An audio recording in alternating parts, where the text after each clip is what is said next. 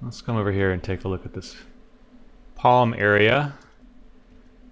So it looks like this probably needs to go up. I'm going to drop it down a few subdivisions. So we have a pretty distinct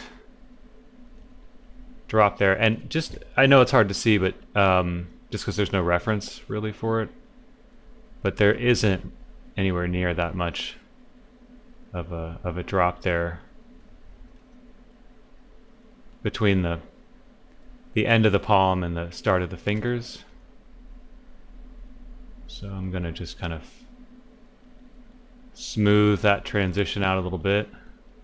That's also feeling kind of oddly straight to me.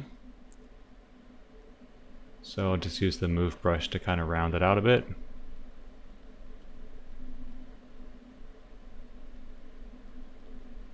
Bring it a little bit more in line with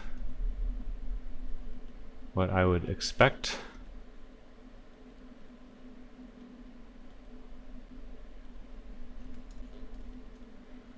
Alright, so back here now, let me arrange my camera so I'm getting kind of the right view, and then I want to come over to my move brush, and I see that there's just like a nice sharp point there that I'm currently kind of missing.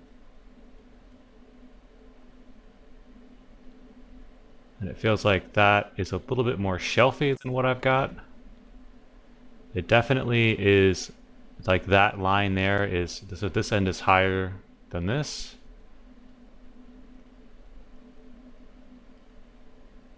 So we want to try to put that in there.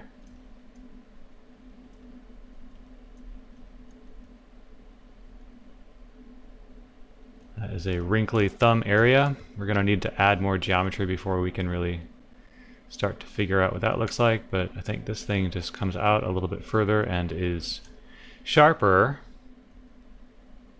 And that thumb needs to just kind of tilt up a little bit and get a little bit thinner at the end.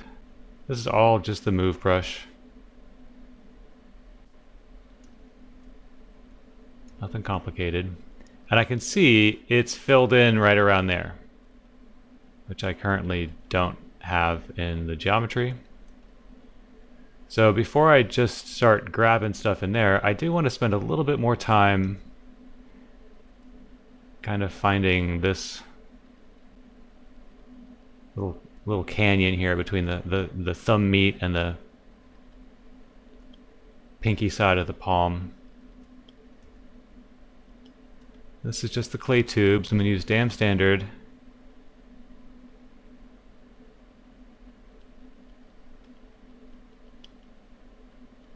to help find where that separation is.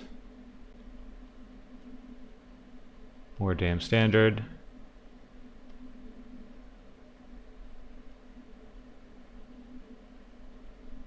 Let's add a little bit of volume through here and transition it down.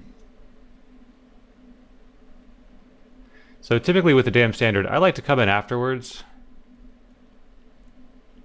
and just kind of either add or subtract a little bit, just to get more of like a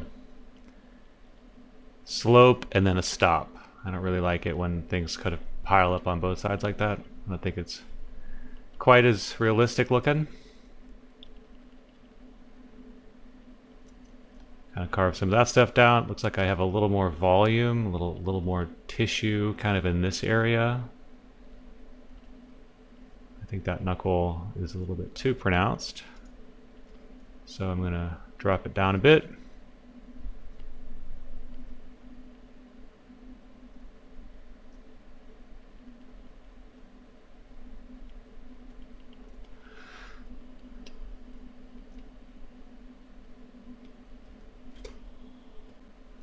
So this line here between the index finger and the palm is pretty straight, so I think that's going to work out fairly well.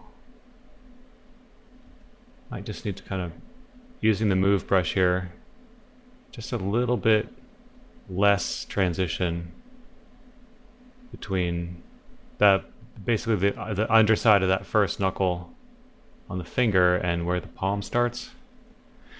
All right, so with that there, let's go ahead and use this flatten 404.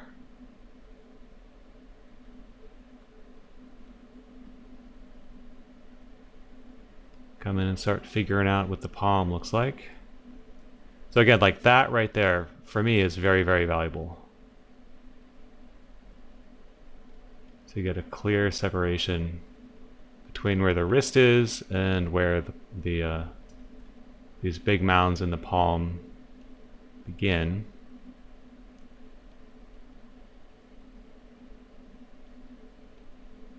And I'm using a pretty firm touch here. You can always increase your Z intensity, but I prefer the option of just pressing a little bit more firmly on the tablet if I feel like it. I feel like I want a little bit more of a specific edge or something.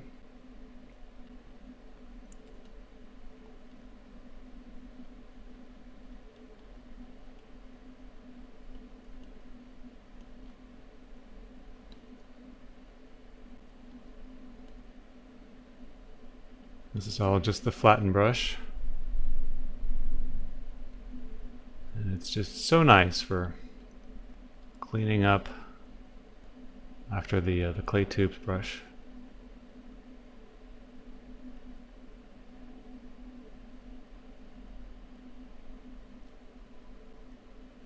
And there isn't a whole lot of glancing at the reference for this.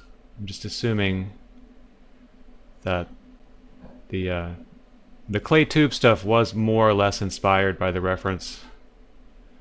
So anything I do to kind of clarify what I captured via the clay tubes